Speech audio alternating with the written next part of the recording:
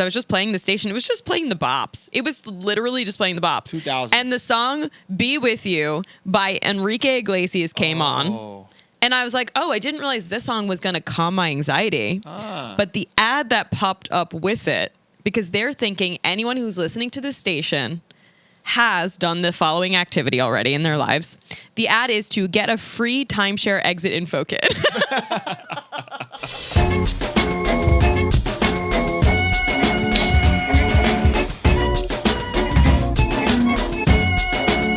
Yes, hello. Welcome back to the Pop-Up with Paul and Friends. Thanks for coming back, guys. You know, I sit in the studio. I feel real cozy. And that's because I have cozy chic fabric behind me. Look at this blanket. It's so comfortable. This is a Barefoot Dreams product. They make blankets, pillows, all the comfiest things in the world. They have, I don't want to say Snuggie. That's like not them, but they make like Snuggie stuff. They make things you could wear and snuggle in. I snuggle in them. I wear them around my house, and you can get 15% off your first purchase by checking out barefootdreams.com. And guys, I'm just so glad to be in the studio. I meet people all the time in Los Angeles. This next comedian, entertainer, entrepreneur is one of the funniest comics I've seen around. It's one of those situations where like you know of them and you know of their work before you get to be friends with them. So I remember the first time we met, I knew her, so it's like I'm trying to be cool. It's like meeting someone you look up to, and now she's a friend of mine, I think, because she came to the couch. Put your hands together for Leah Lamarr. How'd you like my intro? I liked it. I think the way you phrased it, because she came to the couch, I was like, wait, is this a casting? Yeah, I know. Exactly. We talk about how comfy the couch is here, and like, wait, no one's here. No one's really recording. It's great. Creepy. I'm so happy to be here. The set is very cute. Thank you. It feels, I like these ABC letters. It really lets me know you have kids or that you are just a work in progress, you know? It's both. I'm good at spelling, but I could always improve. Yeah, I hear that. Vocabulary-wise. Mm-hmm. They didn't teach us grammar in school. Yeah. What do you want me to do? How creepy are men or just in general adults that have... Go on. Oh. Adults that like where's the line if you don't have kids? Like, am I shaming people who don't have kids if you do kid stuff? Like, if I didn't have kids, would that be creepy that had little letters here? Talk to me. Is this creepy? Well, I think it's different for women. Go on. Like, Rubik's Cube is not a kid toy. That's a smart toy. Oh, yeah, never mind. I'm normal. Why do you have that, though? You bring it with you? Does it make you feel safe? It's like my fidget spinner. Okay. I don't know what to do now, but I realized I'm like the most undiagnosed ADHD person. Mm-hmm. I have tried all the drugs, to be fair, but I always kind of flatlined on them. So I would have like the best 2 months of my life. And then I would be like I basically cured cancer in like 3 weeks. And then I would flatline. I'd be like, okay, I need more. Yeah. And then every time I'd be like, do you want to be on whatever this is forever? Yeah. And do you want to have to keep increasing your dosage forever? And I was like, am I just going to be completely useless if I don't have this? So I was like, maybe I'll just wing it. So now I'm winging it. It's not going great. I'll tell you that much. But now I need to do like 2 things or 3 things at the same time. Otherwise, I can't get anything done. Okay. So it's like I'm doing my taxes, but I'm watching a Discovery of Witches on Netflix. You know, like I'm doing this Rubik's Cube, but I'm doing comedy on stage, which I actually recently started doing. It's wild. Do you need to do that now? Do you need No. I'm okay. Sure? I can't stop thinking about it, but I'm okay. Yeah? There's like a dancing monkey in my brain who's like, get the cube, do the cube, do, you know, and you're like, wow, that's... Yeah, but that's problematic. No, it's self-discovery. I think we all have things we need, and you have a good language on, like, I need this. This is my little thing I need. Yeah. I also would argue, I'm not trying to make it gender-focused too much, but women do have, you multitasking is, like, women are really Women be multitasking. You're good at it. I'm not good at it. Like, I feel like it's true about men where, like, if I had a Rubik's Cube right now, I would stop talking entirely, and I would just be like, I'm going to be giving birth and doing the Rubik's Cube at the same time. Like, you know what I mean? That's what I mean. And somehow hula hooping, you know? I'll be like, get out, baby. Yeah. Now, does this calm you down? Like, are you somebody that, like, you have to do a bunch of things to be calm? Is calm the right word? I think my brain likes to problem solve.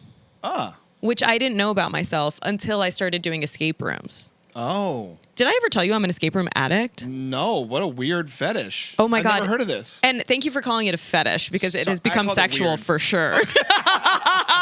They're like, wait, she's not solving any puzzles. She's just masturbating. What's happening? This is so... I'm like, I booked the room for 60 minutes to do whatever I want. I know you're watching. I'm not going to escape anything. Yeah, and yes, I could get the witch out of that well, but instead I want to just masturbate. No, I'm addicted to escape rooms. In the last 2 years, I've played 299 games. What? Because you like... Hold on, wait. You should be a detective, it sounds like. Dude, I am on the nominating committee for Turpica, which is the top escape room projects for the world. This is good branding. You should this should be part of your special. It's so hard to make it relatable because Why? people are just like, A, what are you talking about? And B, why do we care? And C, are you the biggest nerd we've ever met? And I'm like, yeah, but it's fun. It's fun. I've gotten concussions in escape rooms. Why?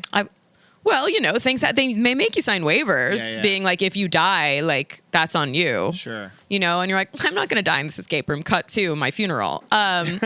No, I was in a horror room with my husband, and he was like, he couldn't figure out this puzzle, and I have never had a situation of instant karma more than this in my life, where he's like, well, I think the code, I can't really figure it out. And I'm in the other room, like measuring dead bodies and trying to figure out a different code. And I'm like, God, he's such a fucking idiot. I got to do all myself. So I run out of that room, and the doorway is a refrigerator. So I'm running through a refrigerator, but the freezer door had swung open. So I ran and hit the corner into my head. I fall to the floor like a starfish. My husband recognized that position from the bedroom, but that's a different escape room. You guys have. Escape the bedroom. I'm like literally on the floor holding my head, screaming, I hit my head. I can't see. My head's killing me. Like, and my husband is pressed up against the wall with goggles going, I think the code is CJ. I'm like, Oh my gosh. I end up getting up and solving the puzzle myself anyway. I wish I'd paid for that CCTV footage, and I can't imagine the 18-year-old kid who was watching this wasn't laughing hysterically. Dude, look at these idiots. But also, this kind of says a lot about this compulsion you've figured out with yourself, because you had to solve you literally bleeding out, and you're like, I still got to solve this. We got to get out of here. Yeah, he was like, I've never seen anyone solve that puzzle the way that you did it. Right. Because I solved it a completely broken way of doing it. Yeah. And which personally for me, love that. And yeah, it was, I did it I did it without the help of another person, and we went straight to the ER after. What is it about this process for you? Scratching that itch of solving problems. What is it that you need? It's a combination of things. For me, escape rooms, I'm going to answer your question, but first, let me answer my own. Escape rooms to me are my meditation / version of fun. I think it's because in my childhood, I was locked in my bedroom doing my homework to show someone how smart I was. So now I'm like, oh, how do I replicate that? But also, that doesn't sound like fun. But also, I love immersive. So one of my first jobs in LA is I was an immersive theater actor. Cool. And I don't know if you've ever seen Sleep No More. Yeah, I love that. I love it too. I'm an actor. You know what I mean? That was my first love. And so for me, being anything immersive is really exciting. And the best part about it is the build out. Yeah. You absolutely create this beautiful new universe that hasn't existed before. Yeah. And it's the set, it's the props, it's the acting, it's the costume, blah, blah, blah. So when you go to a good escape room, you step into a completely new world. Yeah. And it's really fun. It's an adventure, and it is a new activity. So I don't know how many times as an adult, to me, going to a new bar isn't that's not exciting. Right. But if I was going camping or going to a theme park or those are new activities, and this is a new activity that's just easily accessible. It also is ever changing. You want, it sounds like you want to stimulate your mind every time. It has to be different. It has to be stimulating. You go to the same bar, you go to the same social outing, it's kind of the same note. This is multi-notes. Yeah. I mean, my wife has a similar brain. She does puzzles at night. She just needs to similarly. She just and I'm an extrovert, and I'll be like, whoa, what's the puzzle? And she'll be like, I really just need puzzle time. Yours is more social because it's with people. Sometimes. I played solo in my last room. Really? And do you go in alone and do the whole thing? Or do you have, on my way up I had a show in Santa Barbara. I planted the seed for myself where I was like, here are the escape rooms on your route. Let's see how far you get on the drive. And then I found one that had that best rankings on an app called Morty, which is an escape room app that's like Yelp, but just for escape rooms. So it's basically enthusiasts who are like, here's a good game, here's not a good game, blah, blah, blah. It's the game part of it for you too. I love it. I love the challenge. But so I showed up and they're like, oh, so when's the team getting here? I'm like, I am the team. And then she was like, okay. And then she was like, oh, I see that you checked you've done 20 or more games. Oh, that's so great. You must love escape rooms. And I was like, 20 games, please. What is this? child's play. Like, what is this, amateur hour? I'm like, no, I didn't tell her that I'd almost played 300 games because I think it would have broken her brain. Right. But then I went in, I got out in 40 minutes. And I was like, so how long does it usually take people? And she's like, well, it usually takes teams 50 to 55 minutes. Nice. And I was like, cool. You're pro. Well, here's my favorite thing about escape rooms is that what you realize is it helps you with the ability to problem solve outside in real life too. So I don't know about you, but when I'm doing it, so like when I learned in escape rooms, right? Like I would do the same thing over and over. I'd be like, why isn't it working? It must be broken. Like this number isn't working, but I'm sure I have the answer and this is right. And it's like, clearly it would work if it was right. So I need to start thinking outside the box and use my brain a different way to figure out what the answer could be. So now in real life, I translate that exact property where I'm like, okay, I can't get past at this club, so I need to figure out. I keep trying the same method of showing up, showing my face, just doing spots, hoping someone sees me. But so clearly that's not working. So what do I do to get what I want? Yeah. That is not that, because that's not working. And some people say like doing the same thing over and over and again and expecting the same results is insanity. But sometimes that leads to a happy conclusion. Sure. But most of the times it doesn't. So for me, I'm like, oh, it's really just helping me get more creative with how I approach my issues in my real life. I love that. Well, what you're describing is also like fear-based. Like success comes when you do stuff. You come up with ways to get ahead in whatever you're doing in a way that you didn't expect, in a way that's not normal to you. That you have to learn. That you have to apply. Like you're saying, basically, instead of going A to B, you're going like A to F in your life decisions also. Which I think is the key to success. I never thought of it like an escape room, but you do have to figure things out.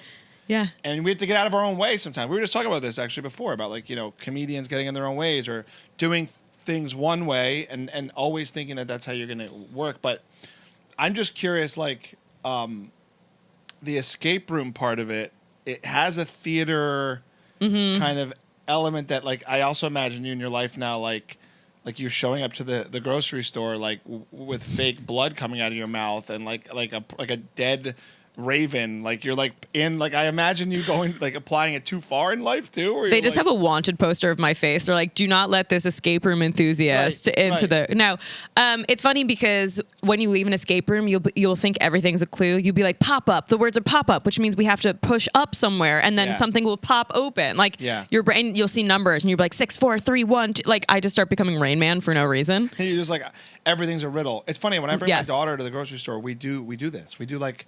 Find the cucumbers, like try and make like a little thing. Well, that's fun. Life should be like more riddle play, I think is your point. Maybe there should be more. There should be more trolls under bridges. Yeah, I think it makes you feel like a kid a little too as part of this for you. I kind of like the idea of every time you go through a toll bridge, having to solve a riddle instead of paying. That'd be cool. If you can solve the riddle, you don't have to pay. That would also put like little people to work. Like they could get like if it's like a little person. I don't know. No, is that too far? Oh. You said troll. I wasn't. Yeah, but not all trolls are small. The troll community is going to be outraged.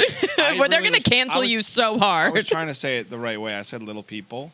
But that doesn't necessarily mean it's just little persons. It could be children, too. I'm sorry, but clearly you don't know that there are multiple different types of trolls. And no, I just, in my head, I see the trolls from the movies and the ones you grew up with the big hair. By the way, Eunice, it's on autofocus, so is it messing up a lot? Perfect now. It's good now? Okay, I won't move it. It's because I keep drinking coffee. And it throws off. It throws it off, so thank you. I'll stay in this position. You're good. Yeah, I guess all trolls come in different shapes and sizes. I'm sorry.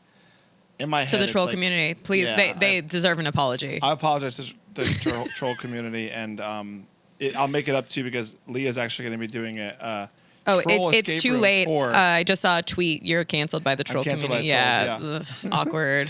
And their little troll tweets.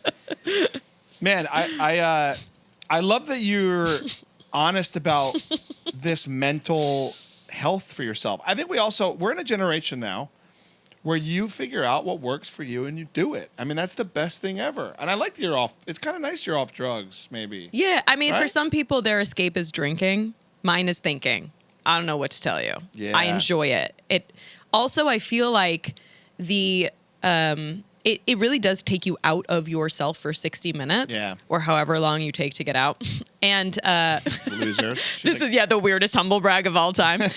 It's nice because you really have to be present. You force yourself to be present, which is what meditation is. Right. And it really centers you. So all of the problems that I've had for that day are out the window. Yeah. I have a new set of problems. And it's like, I got to resurrect this mummy from a ancient tomb. Otherwise, the whole world's going to explode. So like, that's a pretty big problem, I'd say. Yeah. A lot's resting on my shoulders. That's big. Also, I like that you get out of your own head. It's like that's the key to a lot of things. Meditation. Everyone has their own way of doing that. I've been playing sports lately, like no phone, just playing a sport, basketball, tennis. I'm not thinking about anything else. I'm just trying to I think as humans, we need that type of mental and physical stimulation, but we are in a time where it's like hard to get. Think about it. My screen time is embarrassing. Yeah.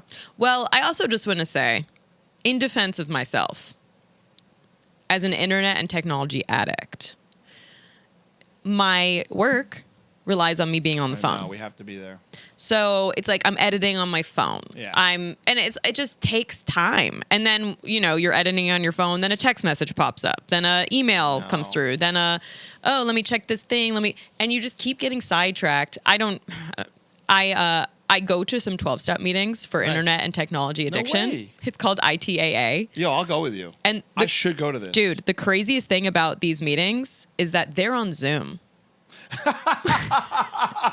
That's like having an AA meeting in a bar. Yeah, what? Dude, it's like there's like a lion in a cage, and you're like trying to let every possible second it could just come out if there's a pop-up that comes up. Like, I know. I couldn't even find the meeting. I had too many tabs open. Like, I didn't know what to do. I can imagine like everyone on Zoom is not looking at the camera at all. Everyone's doing other things. It's literally just like a heroin addiction. We're just slapping it on. It's so crazy.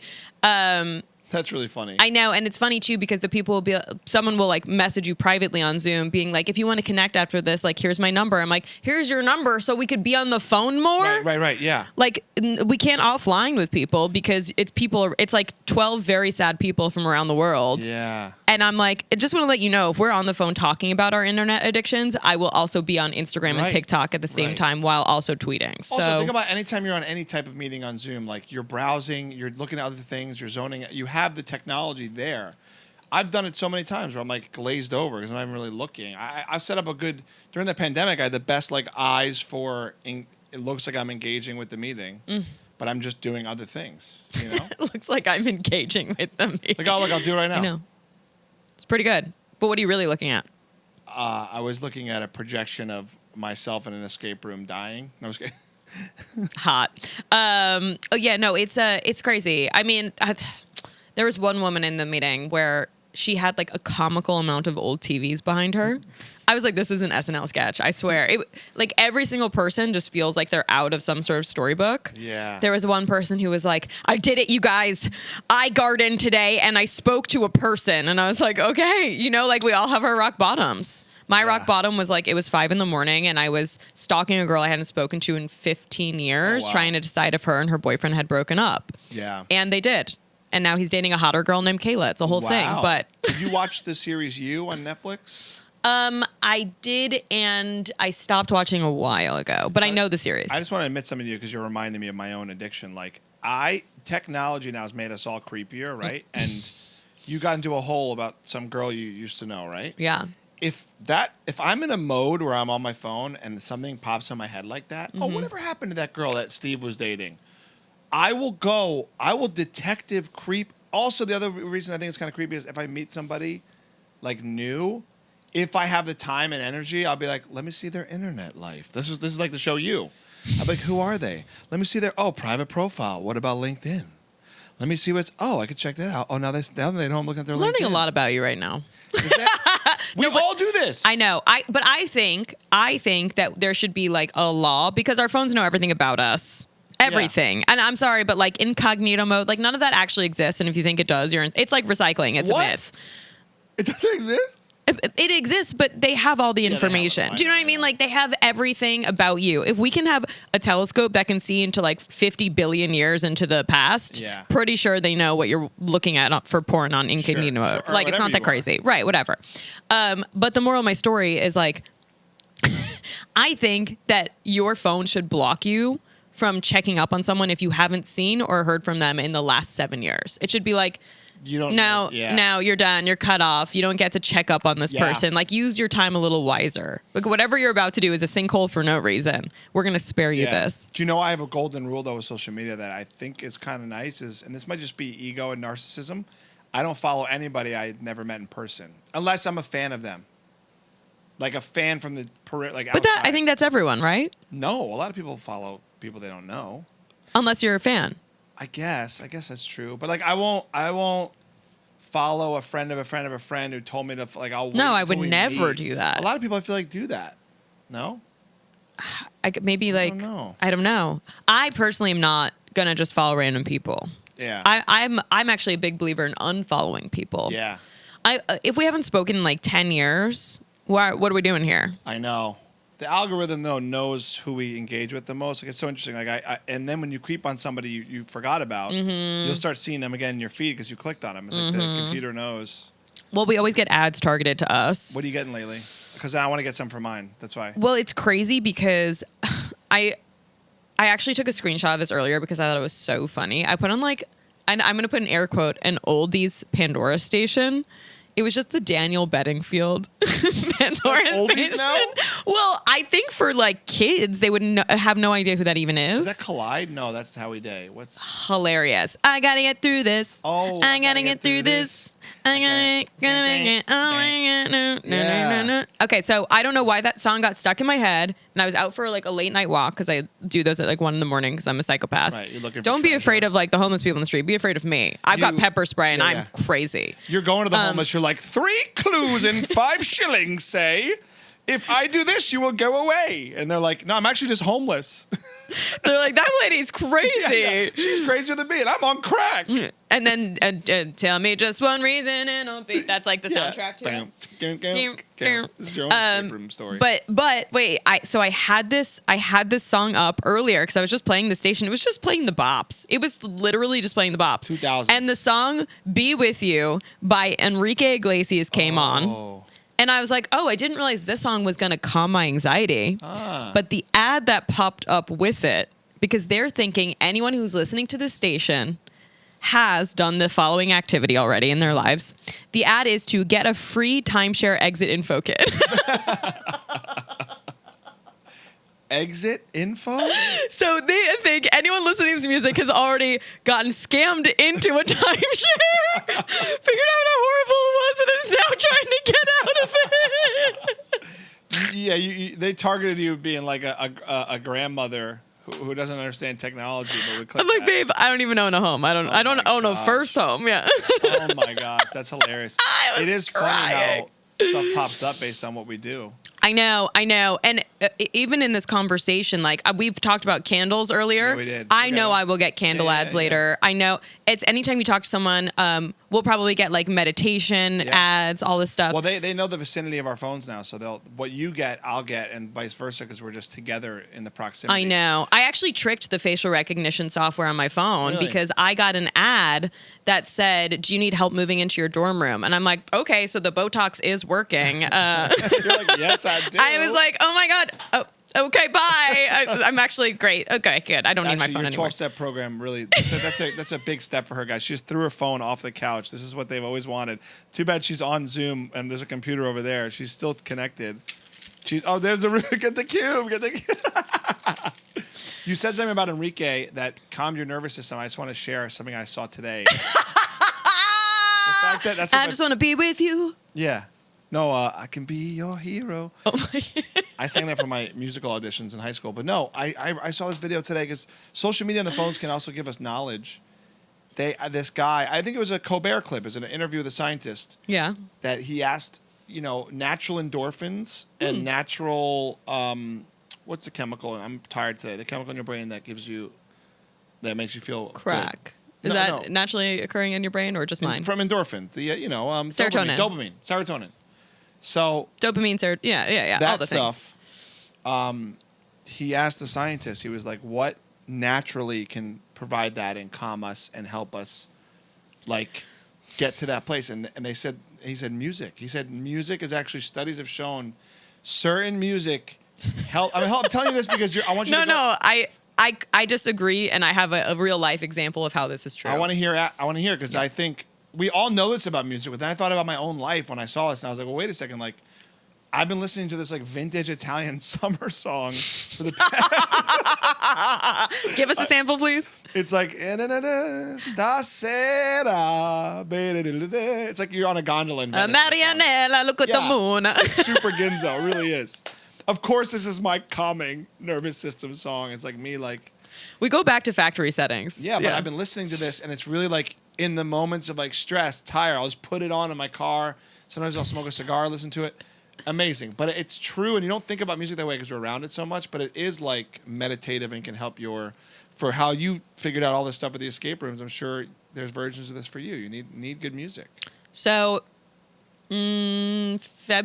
March of this year, I was shooting a TV show, and I was on set for a couple weeks, and my anxiety was through the roof. I had weaned off antidepressants, and during that process, I had used antidepressants as a crush. To be fair, I mean, were they real antidepressants? If they're from Russia, they're USSRIs. Okay, so That's good. Wow, I'm gonna write that one down. That's why you don't use that. That's great. That's really fucking crazy. Great. That's so crazy. Back in the USSRI. No, lucky you, the Beatles. You can do a lot with that. That's hilarious. That's really good. Oh my God. You nailed that. Thank you, Brain. See, this podcast is good for some material too. Yeah. Who Okay. knew? So I weaned myself off both antidepressants. I was on Zoloft and Wellbutrin. I was like, was I that depressed that I needed two to combat this? Or was my brain just disorganized as fuck? Yeah. And I was sad because my brain was chaotic. Yeah. You know, and now I'm like, I kind of just want to go through the regular highs and lows of life and be able to deal with it and also like be myself. So I went off everything. And in that process, what I realized was my antidepressants were just a crutch that numbed me. Right. So because I thought it was fine, I was like, I don't need meditation. I don't need anything like this because I'm fine. It was just numbing me. So I didn't feel anything. So when I got off antidepressants, I hadn't built the muscle to have the tools consistently in use of meditation and like going for walks and all of my like mental health practices. So by the time that I reached a level of peak anxiety, I didn't know how to handle it. And I just collapsed. Oh shit. So I had a 3-week-long panic attack. Oh wow. Where you would see me on camera. No one would know, I'm sure. But this is the way I was breathing when I was on camera.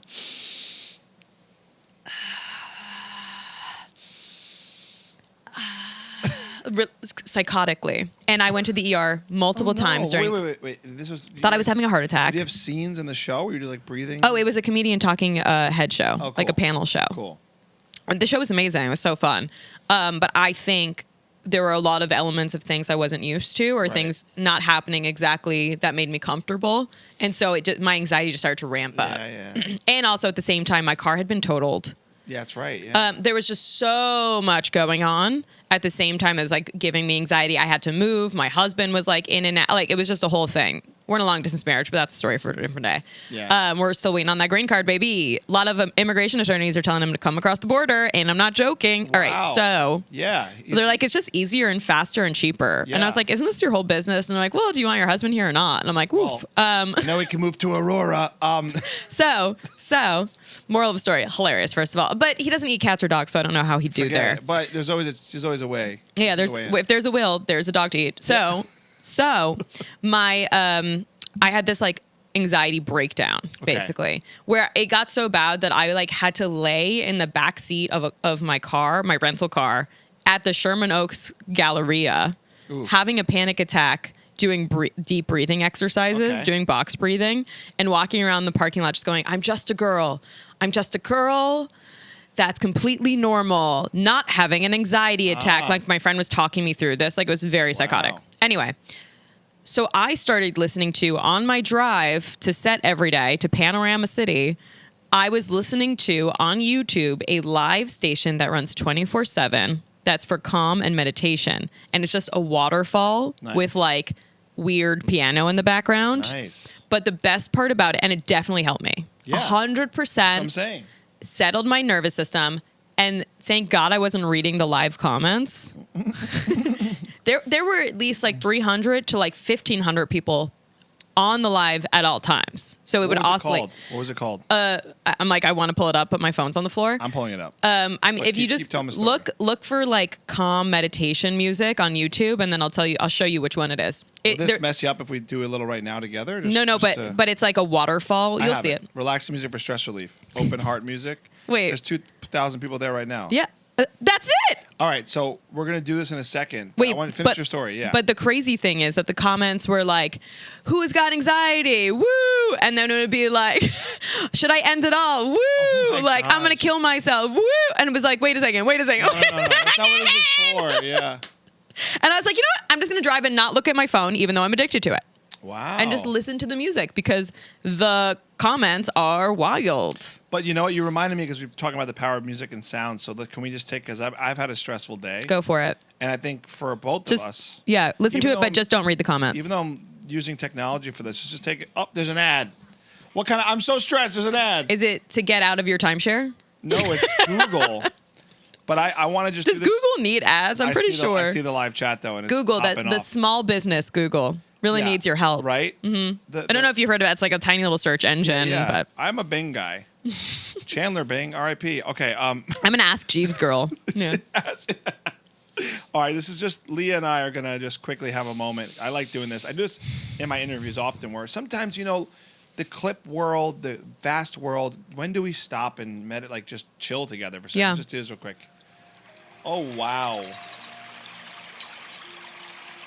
Wow. It's those calming piano notes. Isn't it? And just like sometimes a little bird chirp. Ooh.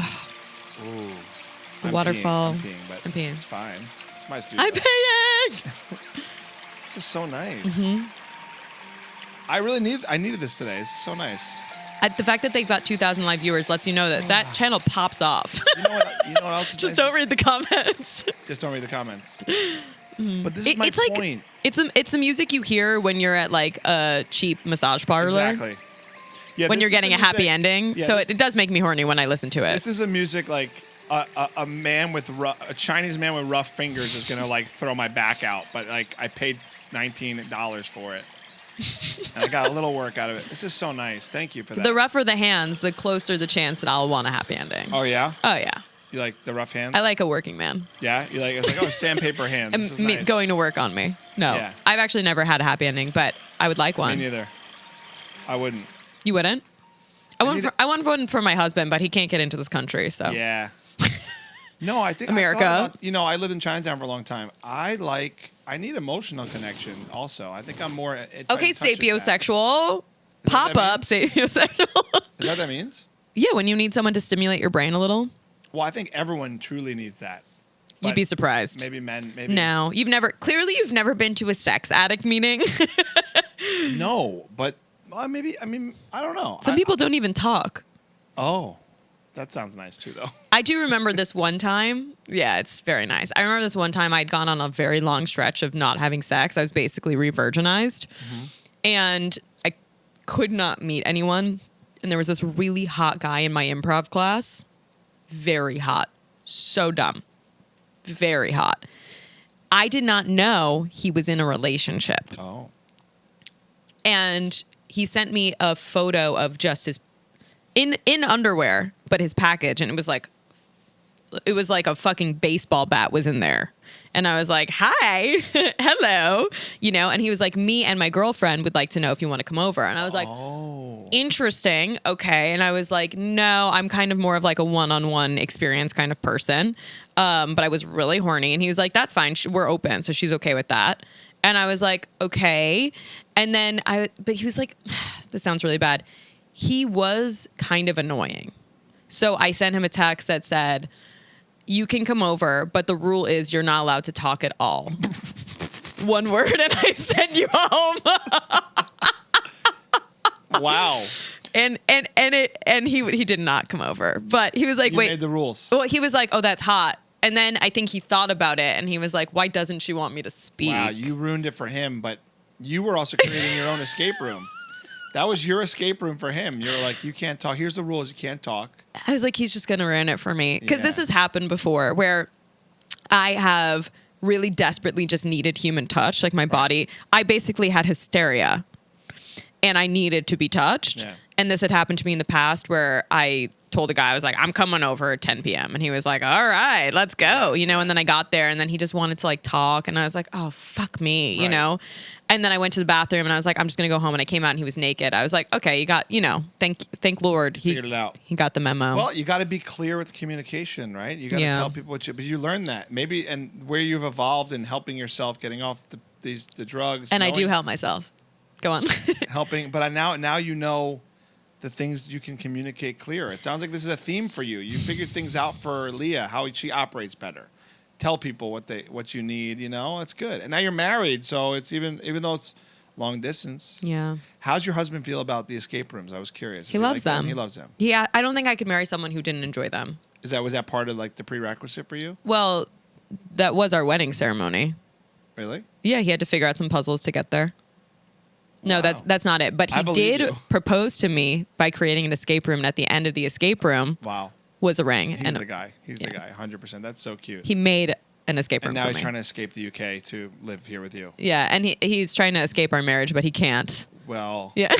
That kind of. How long have you been married? No, almost 2 years. I know. When I met you, I think you just gotten married or something. Because I remember being like, I remember you telling me about it. We'd been together for 7 months. That's right. It was I remember that.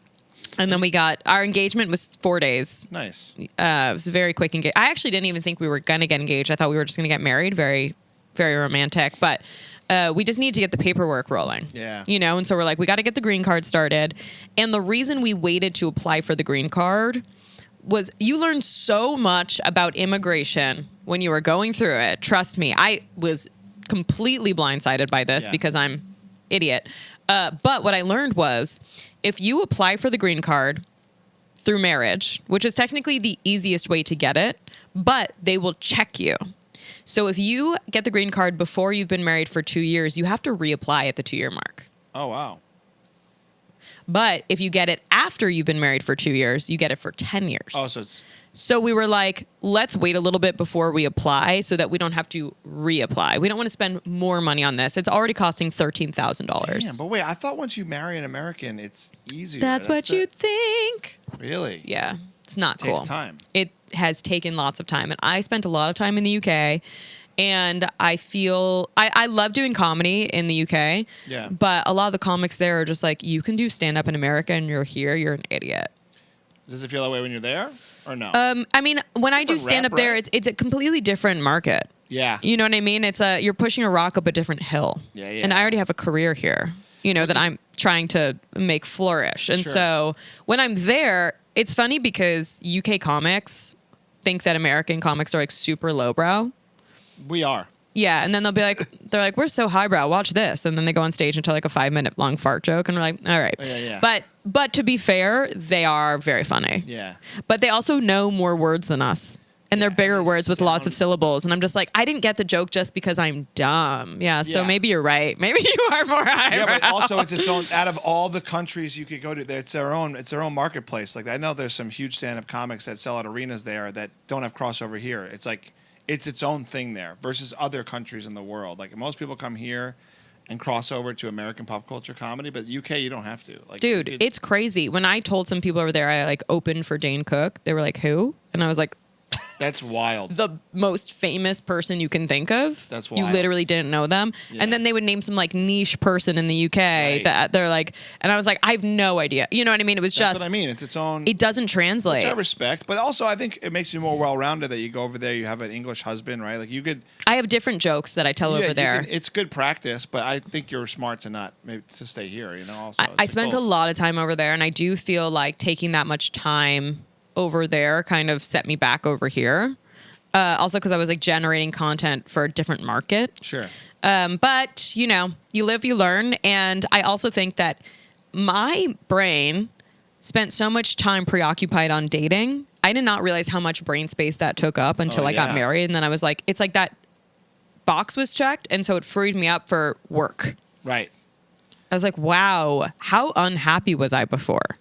It's a full-time job to date, especially in this city. I'm sure it's a lot of dating work. In this city. Yeah, it's no good. No, dating in the city is like going to the hardware store for milk. Like, you're just not going to find what you want here. Right. You're just not. I mean, the guy I dated before I met my husband, I think he looked in the mirror more than I did. And I was like, that's my thing. How is this going to work? You know? It's like, God, there's just not enough dreams to go around this. I know. The dream cup is filled up. You're like, yeah, I'm good. I'm like, can you just have a job? Yeah. Can one of us just have a job and can it not be me? Well, please? I think also when you do comedy, like I approach stand-up in LA married, but I can't imagine dating around like comedians. Like, we're all like comedy to comedy. I don't know if it vibes. Like, you see comics get together. Mm-hmm. I don't know if that gels. Two comedians. It works sometimes. Oh yeah, your friends. Like That's Natasha right. and Moshe. Yeah, I love them actually. Tom and Christina. It does work. It works. I think it can work. For married people, I'm saying dating around in this, it's got to be tough here. But dating comedians, which I've made plenty of those mistakes, lovely human beings, absolutely wrecks your just everything dating. You can't shit where you eat. Yeah, that's what I'm saying. I dated someone who worked at the Comedy Store as a door guy when I first started comedy, and when we broke up, I literally didn't go to the Comedy Store for a year because I was so scared to see him. And it's like, that's my business. Like, I quit comedy for like 8-9 months because I was scared to see him at a mic. It's blurry, yeah. Especially when you're new in comedy and I didn't feel like I had really set myself up for success as an independent comedian. And so everyone saw me as like his girlfriend. Right. Yeah. And so, dating, it just gets messy. And then there are places you don't want to go and you don't want to have anxiety showing up to work. Yeah. That's a good way to put it. I like that. I feel fortunate that I never went into that space. I just dated a bunch of artists before my artist wife, you know? Yeah, what's up? That's not true either. I'm a loser. I'm so glad we're still married. But anyway, more about... This took such a dark turn. More about my guest. Yeah, okay. You're like, whose show is this? What? Yeah. Tell me, talking comedy, because I do want to know, like, you said you took a step back. I don't think you did. I don't actually subscribe to that. I took a step to the side. But sure, but that's just because LA makes you feel that way around everyone else doing shit here. Yeah. You're a pro and you're hilarious and funny is funny. I don't think you go backwards once you're professionally doing it. Yeah. So I don't feel that way about you. And I want you to tell you that because you're doing your thing. But how is it going? Like, I see you just opened for Natalie, right? So Natalie Cuomo. I featured for Natalie. But you're doing a bunch right now, is what I'm saying. Yeah, like I've opened, I used to open for Eric Griffin and I've opened for Mark Norman. Actually, when Mark came to London, he like sold out the Hackney Empire. It was like 1,500 seats. I love Mark. I've opened for him a couple places. Cool. And it's cool to see who does translate over there. Yeah, he's a good joke writer. They love Mark Norman. They love Joe List. They love Sam Morril. It's like New York comics. They love New York comics. It's like that like line of edgy, but like smart joke. It's like that. That's just like the niche of comic that they like there. What was the question? Oh, yeah. So Natalie Cuomo's in town. She was in town. We did a feature for her, a couple shows here. The next weekend. Oh, this weekend. Oh my God, it's Monday. We're going to Greeley, Colorado, and we're going to Casper, Wyoming. Nice. I have never been to Wyoming, but I saw that it is a red state, and I am ready for you, baby. Hey, I've been thinking about my merch. Nice. Because, as you grow, you get new merch, you have new inside jokes with your audience. Yeah. And it's interesting because when you go from a red state to a blue state, you're like, what translates, what doesn't translate? I have this joke that I'm building merch for. It's such a stupid joke. I want to hear it. Okay. So it's like, I'm not pro MAGA, but I am pro maca. Have you heard of maca? No. Make a woman come again. Oh. That's why most men haven't heard of it. But got him. Got him. So maca, MAWCA, on a red hat. Funny. Good for Casper, Wyoming. Great merch. On a blue hat. Maybe. For Greeley, Colorado. There you go.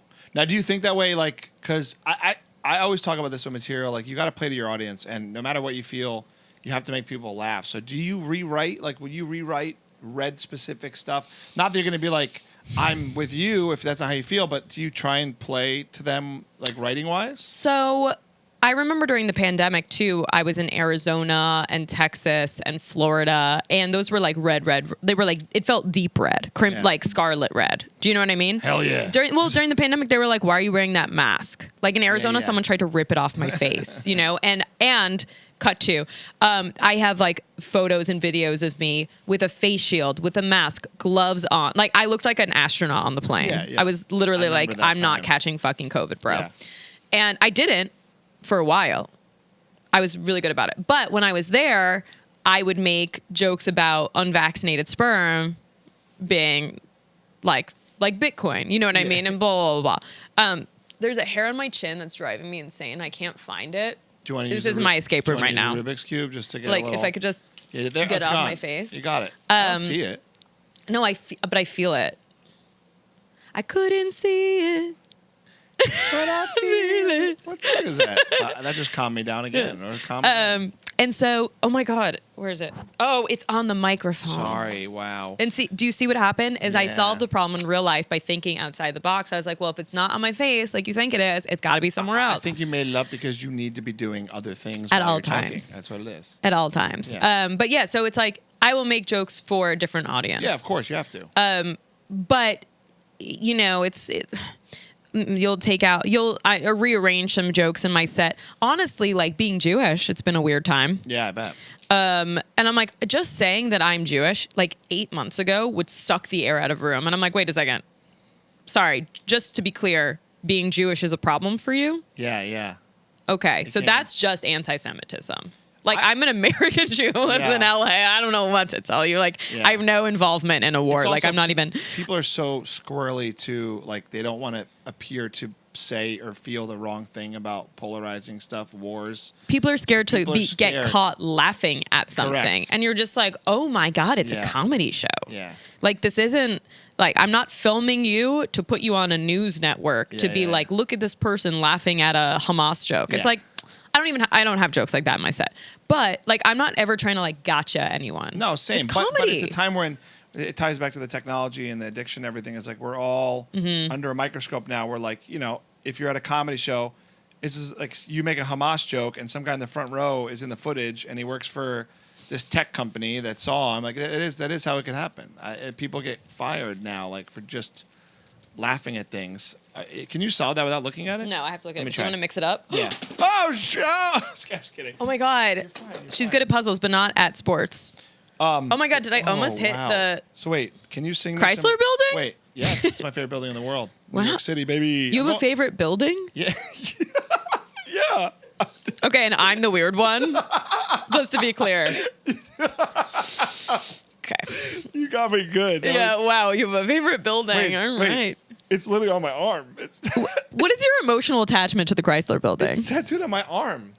So when my grandfather came over from Italy on a boat, he When my grandfather came over from Italy on a wheel of Parmesan cheese. he fell out of the boat and they threw a tire in to get him because he almost died.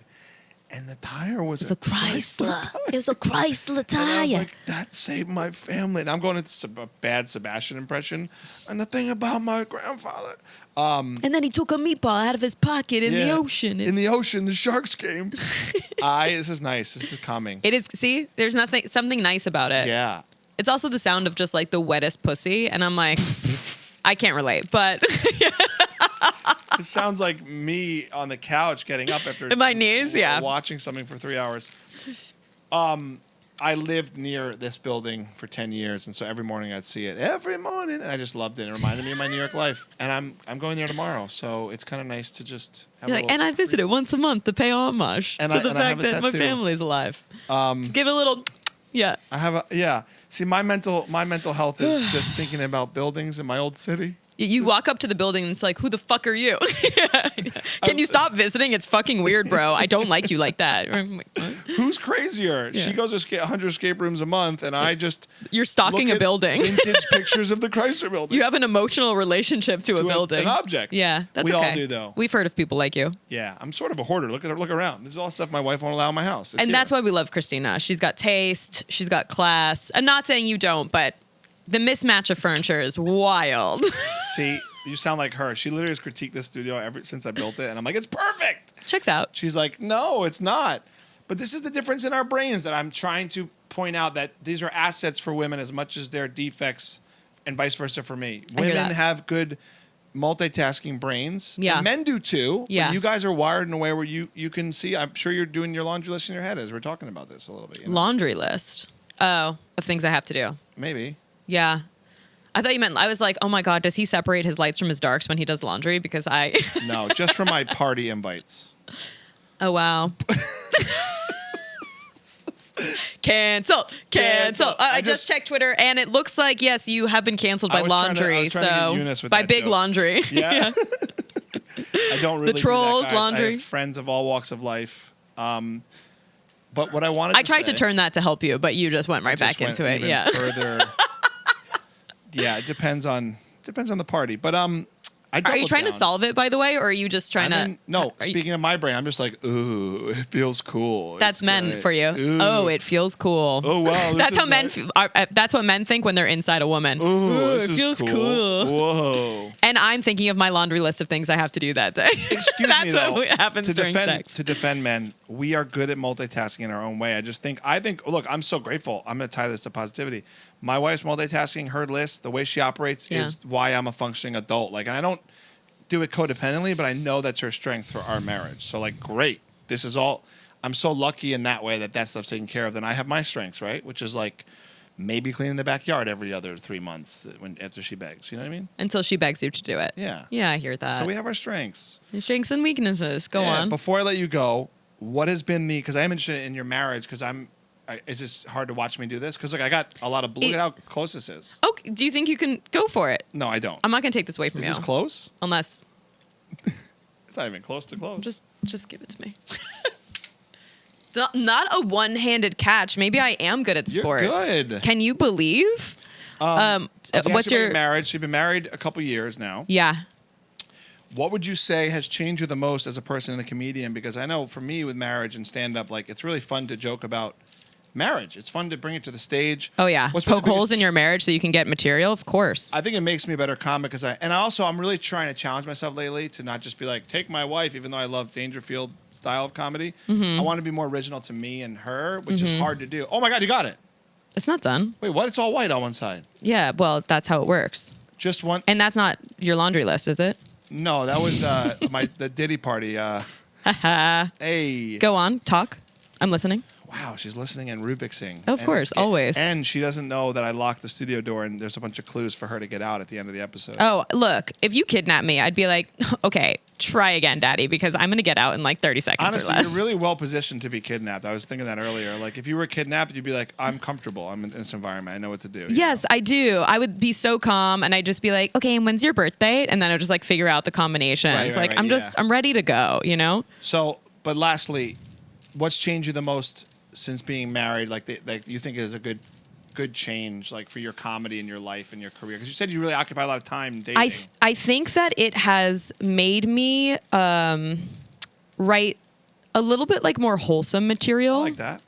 But also I've been able to focus my energy more on writing material that relates to more people, I think. Because a lot of people in the audience are married. Right. Single material feels really great for LA, New York. Young crowds. But when you go into other places, a lot of people are married and they just want to hear jokes about that they can relate to. Yeah. You know what I mean? And if you're telling jokes that people can't relate to, you're fighting an uphill battle. Single jokes are good, but for a specific audience. So unless those are the only people buying tickets to your shows, then like you may have an issue. You just solved that? Oh my gosh, look at that, folks. She just solved that answering question, and I really respect that. That's on the floor with her just phone. Cracks my phone screen. I really respect that you like got serious in that answer and then still figured it out. That's genius. I've never solved one in my life. You just did that like nothing. Yeah, it's fine. That says a lot about you. Well, listen, I'm glad. It really does. I can't believe that. I'm really glad you came by. I want to plug your comedy for the world here. Where can everybody see your stuff? Okay. Leah Lamarr on Instagram, leahlamar.com. I have all my tour dates to buy tickets. I'm also headlining a show at the New York Comedy Festival at November 12th at the stand in the main room. And it will sell out. So do get your tickets. I know it seems like it's far in advance, but it's going to sell out. I haven't even started promoting it yet. Wow. It's called How to Trap Your Soulmate. Trap. I love it. Let's fucking go. And come see me. I would love to see you. Wait, Leah, Yes. we haven't talked about this and we could talk off camera, but I was going to ask you, and now I'm just putting you on the spot, but I have my show November 8th for the same festival. Oh my God, great. And if you're there, I would love to have you. But we'll Yeah. talk. What It'd is be really cool. is it a like Paul and Friends show? Yeah, it's a variety. It's a variety show. It's called Paulie's Dinner. It's old school. I'm only if I have a plate of pasta and meatballs. You'll have a plate of pasta and meatballs, and I will make sure you have a Rubik's Cube. And is the show at the Chrysler Building? Well, you know what's funny? They wouldn't let me. They wouldn't, no matter how much money I threw at them. They were like, "This is a place of They're like, business, please you weirdo." stop humping the They're Chrysler like, Building, "Stop, sir. stop." It's so weird. I'm so pumped you're headlining. That's so cool. I didn't know that. Congrats. Thank you. Thank you for coming to the pod. You're a real friend. You're such a pro. Like, I love having you here now because you're going to continue to crush it, and we're going to continue to be Thanks. friends. And this is the start of a budding comedy friendship. Thank you for sharing your life with us, and also sharing how you figured it out. You figured your stuff out. I think I'm going to call this episode Leah Lamarr figured out how to escape the room and Rubik's Cube. Of Maybe life. it's too long. Yeah, it's a bit wordy. That wordy. sounds like a very English joke, but Yeah. Which I'm not smart enough to write, but whatever. no. I think every word you said maybe had 1 or 2 syllables. Let's try for a 4-syllable word. Yeah, I'll get it in there now. Thank you for coming in. I appreciate you coming. Oh my God, you're so welcome. Thank you for having me. Yes. And I want to remind you guys, because I'm ending the episode, to check out barefootdreams.com for the comfiest products around. They got cozy chic fabric. And also, if you guys want to get out of a timeshare, I know a great app. Yes. They also are sponsoring this episode as well. And we're going to get a lot of timeshare ads. You're going to get Barefoot Dream ads, actually, because I'm talking about them here. That I'd be happy to get. Which but good. We want you to. Yeah, and this is Alpha Pals, their other company with the letters. So we got a whole thing going.